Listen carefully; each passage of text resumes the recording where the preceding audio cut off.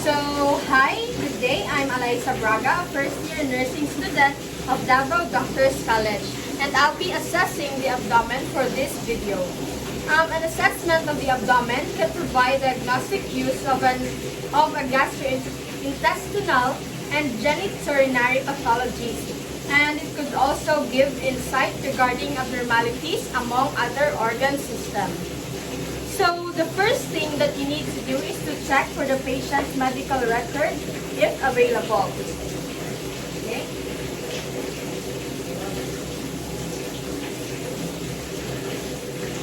This is to determine the scope of the assessment needed so that I can prepare the necessary materials prior to meeting the client. So for the first thing that I need is a measuring tape. This, a stethoscope for auscultating, and then a pen.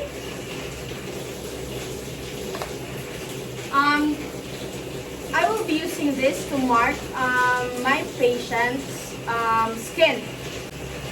Okay, so now that I'm done preparing all my materials, I will be washing my hands first, or I will do a hand hygiene to deter the spread of microorganisms before meeting with my client.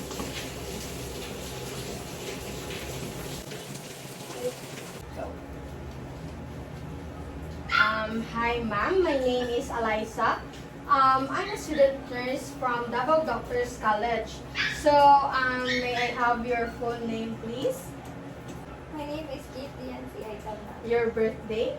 August 18, 2003. Okay, thank you ma'am. What would you like me to call you? You can call me Kate. Okay, Kate. I will be assessing your abdomen for today. And with that, I will be needing you to remove your clothes so that I will be able to inspect, auscultate, percuss, and palpate in the same order. Will that be fine with you? Yes. Okay, Kate, thank you. Do you have, before we start, do you have any questions, clarifications? No. Okay, thank you. Ma'am, you don't have to worry at all because all the information that I will be gathering today will be kept confidential, okay? So anyways, are you feeling comfortable right now? Yes. Okay, so proceeding, I will be providing you the privacy by closing the curtains. And before I proceed with the assessment, I will be interviewing you for a health facility taking to gather subjective data that may reveal your health concerns. So, ma'am, one last thing. I need you to urinate first to eliminate bladder distension because that might interfere with the abdomen assessment. Alright? So, I will be waiting for you here, ma'am.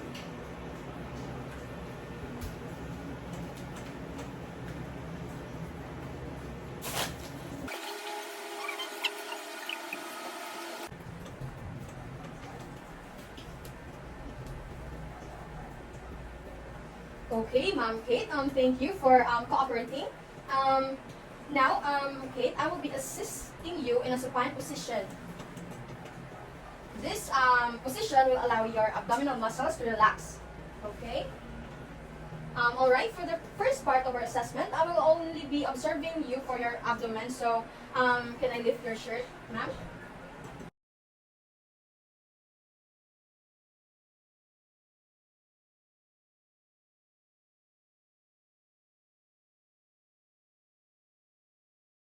Alright, I can see that there are no visible vascularity that might indicate circulatory issues.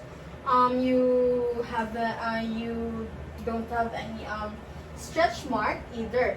So your abdomen is free of scars, lesions, rashes, and any rashes as well. So, okay.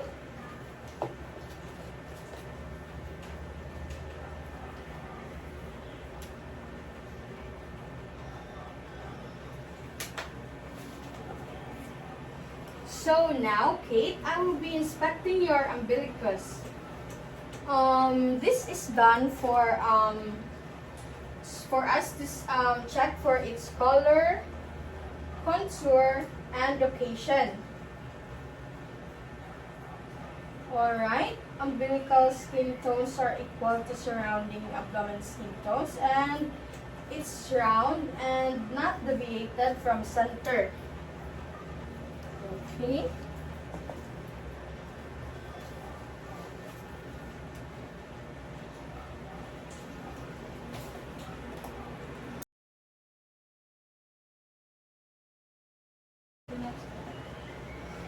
Okay, for the next part of the assessment, I will be inspecting you for your abdominal contour or the profile line from the rib margin to the pubic bone, alright?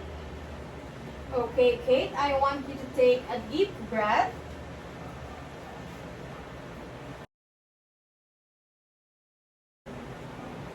Alright, Kate, I want you to take a deep breath.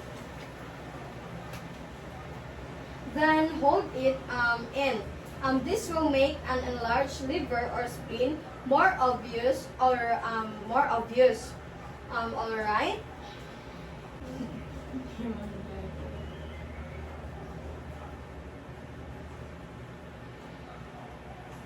Okay. Take a deep breath. I can see that your abdomen is flat, and it does not show any evidence of enlarged liver or spleen. Okay.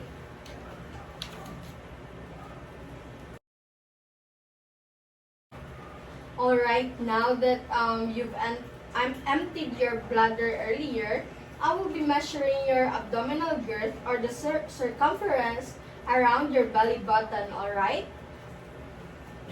Okay. Okay, Kate, I'll mark your belly button to make sure that it is measured in the same location for the next assessment, if it's okay with you. Sa taas? Ayun, mark niya siya. Okay. Sige. Baba.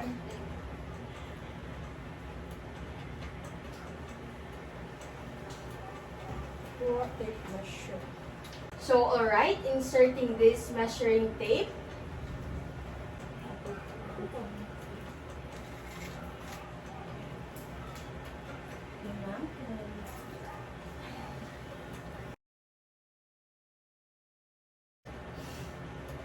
Alright, so it's 76 centimeters. So, thank you. I will be documenting it, okay?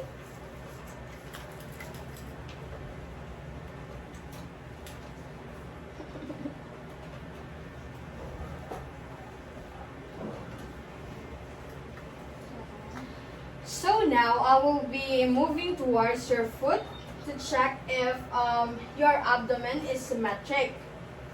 So, okay. Alright, abdomen is symmetric in a relaxed position. This time, Kate, can you raise your head for me? Okay, no bulging that might indicate herniation or diastasis movement caused by respiration is symmetric as well. No peristaltic wave that I observed. Alright?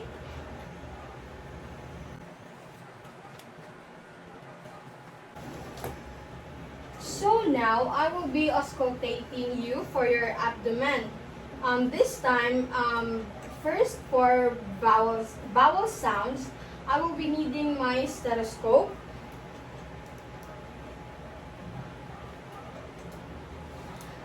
This is used for auscultation.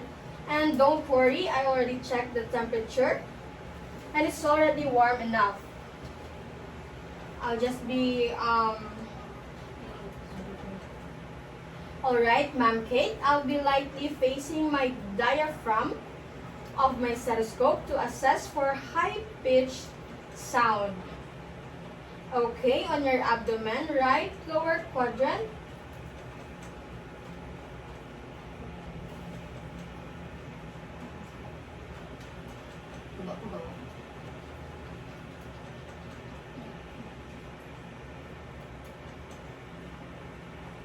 Moving on to the right upper quadrant and to the left upper quadrant, and lastly the lower left quadrant. Okay, Mom Kate, I heard that gurgling sound in your stomach, and it is normal since our abdomen rather makes the gurgling sound at the rate of 5 to 30 per minute. Okay.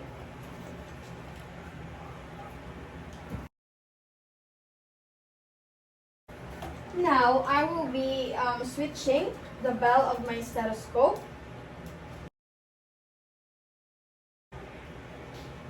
Okay. This is to auscultate for the low pitch murmur sound on the vascular of your aorta.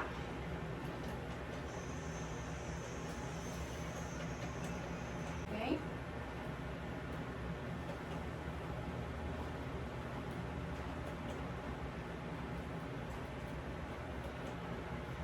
This is for the renal and the iliac. And then lastly for the femoral. Okay. Alright, I haven't heard any root sounds or murmurs, which is normal. Oh, shoot. So, alright, this time I'll be auscultating for your venous hum on your epigastric and umbilical regions hum, which is not normally heard in those areas, okay?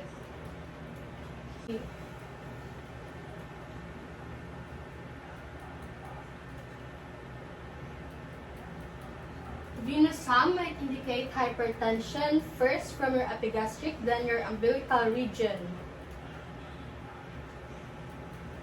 Okay, I don't hear any noise or venous hum.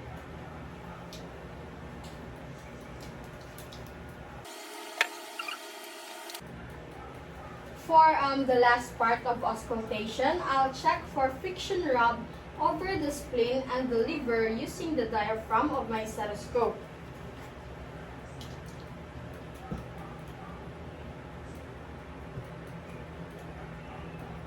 Okay. At the lower rib cage from the left and right. Okay.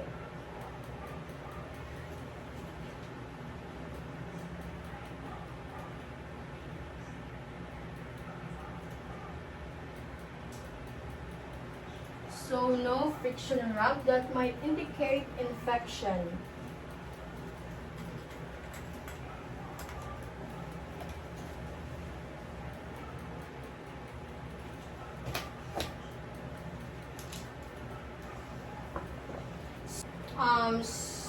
Next part of the assessment, I will be percussing your abdomen for resonant sound. So I'll be starting from the right lower quadrant.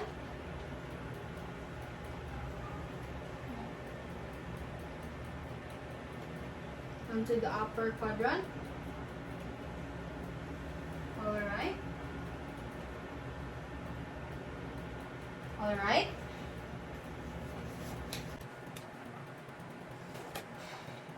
So, okay, the next part, I will be assessing the span or height of your liver. So, I need to determine the lower and upper border first. So, to determine the lower border, I will start at the lower quadrant along with the mid-clavicular line, and then I will be percussing upwards until there is a change from tympani to dullness, okay?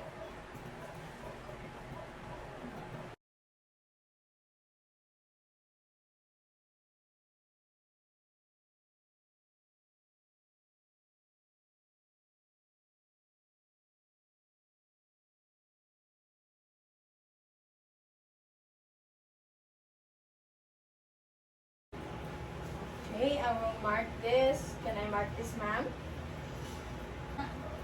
Okay. Next is assess the descent of the liver. So proceeding, this time I want you to take a deep breath and then hold it in, okay? So proceeding, this time I want you to take a deep breath and then hold it in, okay? Start to inhale, then hold it in.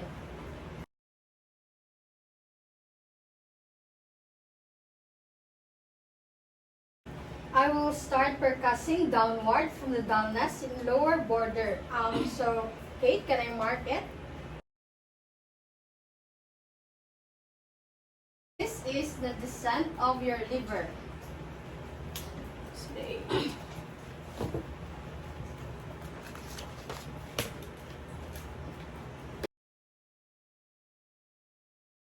To determine the upper border, I will be percussing from the upper right chest along with the mid-clavicular line, and I will be starting from the right nipple area, okay? So, right? Right? Right. Balik. Pababa. Isa lang? Isa pa. Mark. Okay, I will mark it.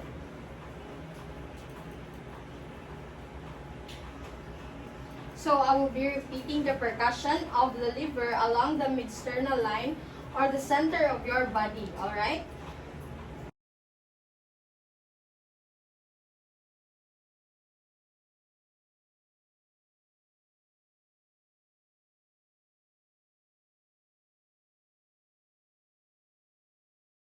Okay, so this will be the lower border of dullness of your liver. And then I'll start at the top of the upper border.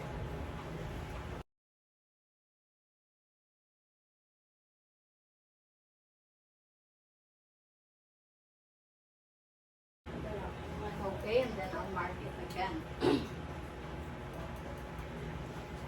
Alright, so that will be the upper border of dullness of your liver.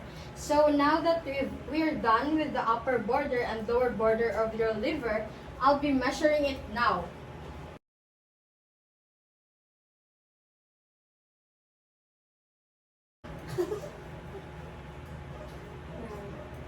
Tapos, Pagilid.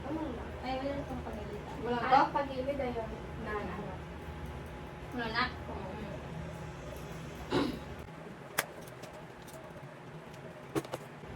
So this time, I will be percussing for your spleen. So for crossing the spleen, I'll start from the posterior to the left mid-axillary line and percuss downward. I will be moving downward until I feel the change from lung resonance to splenic dullness, okay?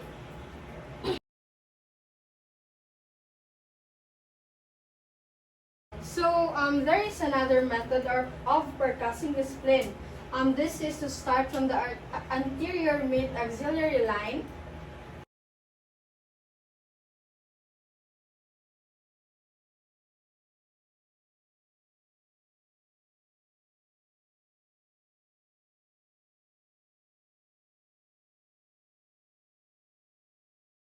Okay, upon percussing your spleen, my observation is that there is no sign of enlarged spleen.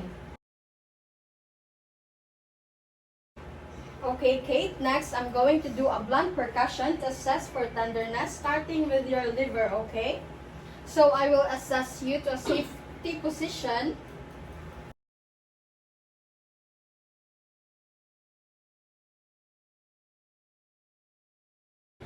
So I'm going to strike your lower rib cage using my other surface of my fist, and tell me if you feel any pain, okay?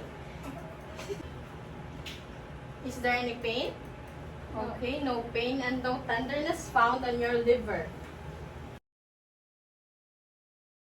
So now I'll be doing that at your back for blunt percussing your kidney.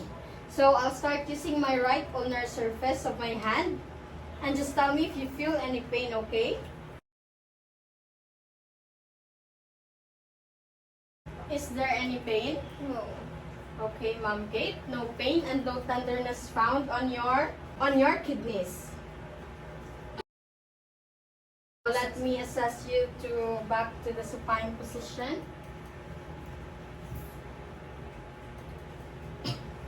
So now that you are in a supine position, I'll be performing light palpation to assess for tenderness and birding. So I will start from the right lower quadrant, and I'll palpate for at least 1 centimeter deep.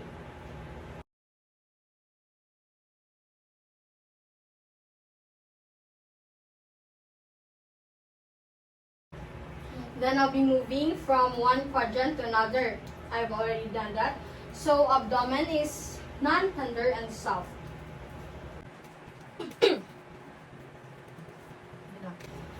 So I'll be performing deep palpation this time. So in this part, I'll be doing it deeper now, and tell me if you feel anything. Okay. This is to evaluate for subtle masses, and if I find any resistance, I might have to take note of it.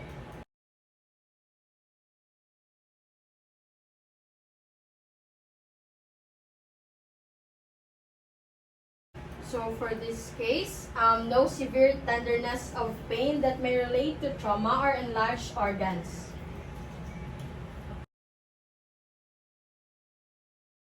Also, I'll be compressing to a depth of 1 centimeter for all the quadrants to assess for masses.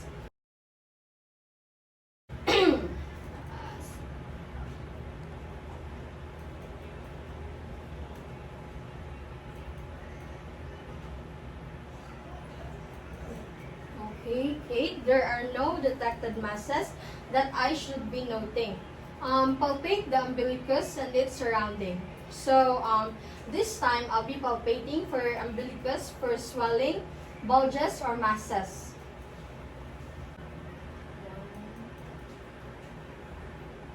Okay, Ma'am Kate, the center is not too soft for potential herniation, and there are no hard nodules as well.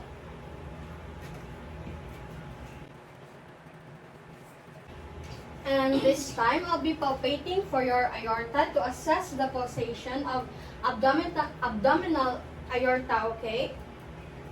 Okay.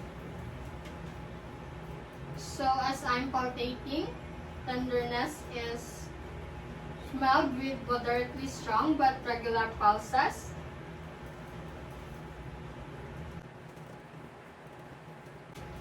So now, I will be palpating for your liver to assess for consistency and tenderness that may indicate vascular engorgement or tumors.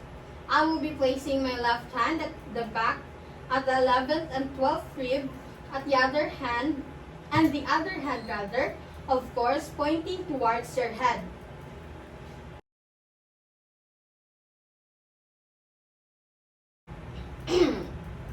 I want you to inhale and inhale. And now I will be pushing my finger upward and inward. Relax. Okay, very good. Your lower edge of your level is felt, and it is smooth and even, and no tenderness occur.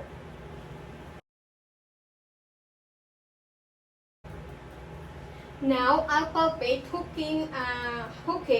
I'll be curling my fingers like a hook to assess for the enlargement of the liver. So I want you to take a deep breath while I hook at the liver area. I want you to take a deep breath, then relax. Okay, very good. Okay, there is no tenderness that might indicate hepatitis and other liver diseases.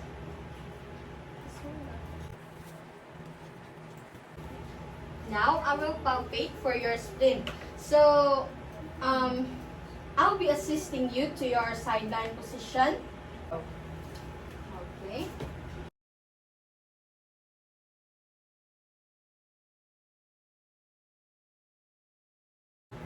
Okay, there are two methods, and I'll be using the second method. So, I'll be palpating the spleen by moving it downward. And let me know if you feel any pain, okay? Okay, Ma'am Kate, your skin is not palpable, so you're not feeling any pain, are you? Alright, no pain as well, and no tenderness. All is normal, which is good.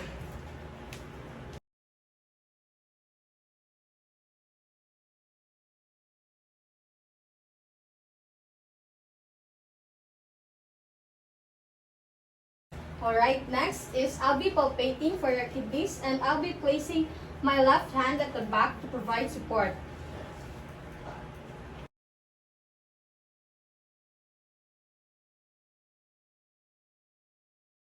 And my right hand at the fossil margin. Then I wanted you to inhale and then exhale. And I'll gradually remove my fingers. So I will be doing the same thing on the other side.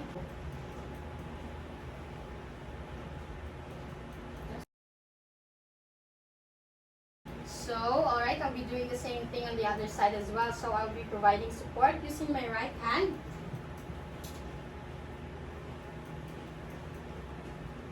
And then I want you to take a deep breath. Inhale, exhale.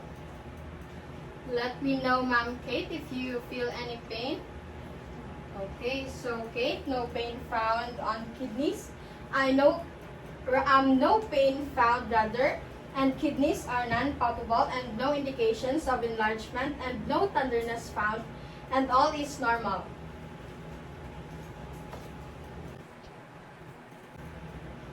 So for the next part, I will be assessing for your SOA sign. So to assess the SOA sign, let me assist you to a side-lying position. I'll be extending your leg and let me know if you feel any pain, okay?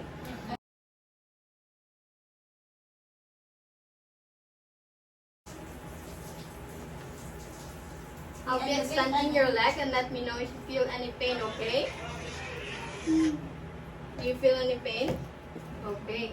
Okay, there is no pain present that may indicate irritation of psoas muscle or inflamed appendix. So let me assess you back to your supine position, Kate.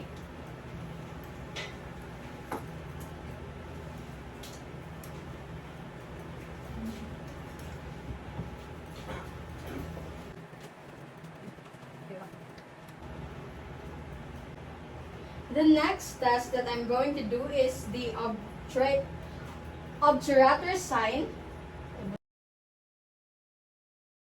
I will be flexing your hips and knees as well as rotating your leg internally and externally. So let me know if you feel any pain, okay? Do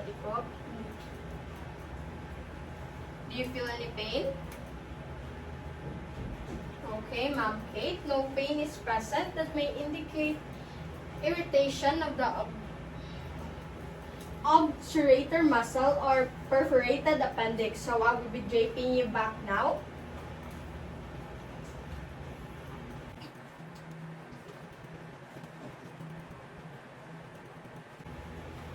Miss Kate, we're almost done and we are at the last part of the assessment, which is the test for appendicitis. This test I'll be assessing for rebound tenderness by palpating on your appendix at the 90-degree angle. Okay, so I'll be releasing it now. Okay, Ma'am Kate, may I ask you which hurt more, when I press it or when I release my finger? There's no pain. Okay, nice. No abdominal pain and no rebound tenderness is present in your appendix.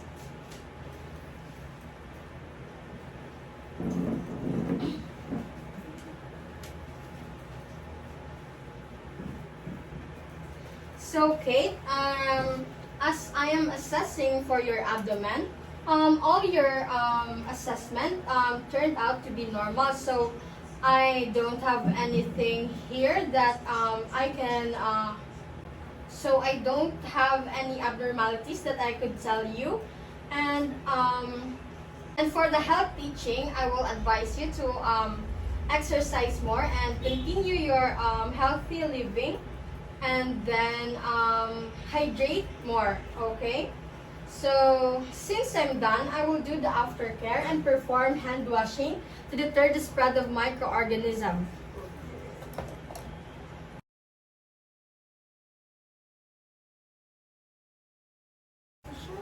So that's it for my abdominal assessment. Thank you and God bless.